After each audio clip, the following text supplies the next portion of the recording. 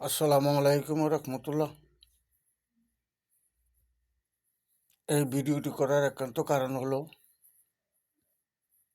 অত্র বাংলাদেশের BGB, border guard এবং সেনাবাহিনী, বাংলাদেশ সরকার বর্তমান দায়িত্বে আছে ইউনিট সরকার, সেনা প্রধান, সমস্ত বুদ্ধিজীবী এবং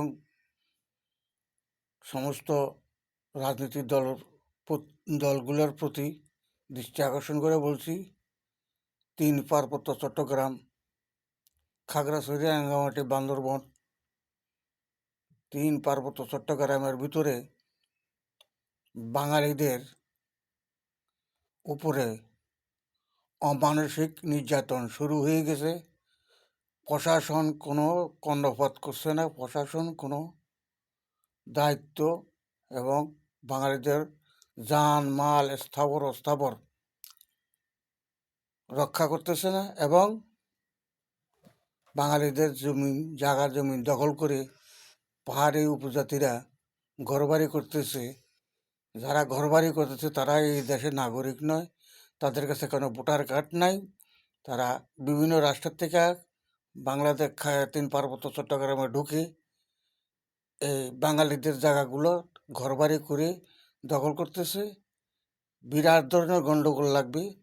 বাঙালিরা এখন একটা গ্রুপ সৃষ্টি করে অস্ত্র নিয়ে যদি নেমে যায়, ভবিষ্যৎ সরকার এটাকে সামাল দিতে পারবে না। অতি দ্রুত এটাকে একটা সমতা করার জন্য, এই সন্ত্রাসীগুলোকে দমন করার জন্য আকুল আবেদন অত্র বাংলাদেশের পক্ষ থেকে আমি মোহাম্মদ আব্দুল রশিদ। আপনাদের আল্লাহর দোয়াই লাগে, দেশটাকে ধ্বংস করে দিন না। দেশটা ধ্বংস হয়ে যাচ্ছে।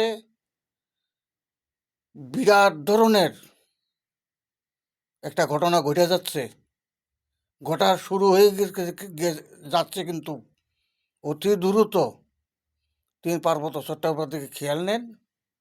বাঙালিদের জান মাল স্থাবর অস্থাবর তাদের ভূমি রক্ষা করুন, নয়তো 71-এর মতন একটা কিছু বাংলাদেশে হয়ে যাবে, কিন্তু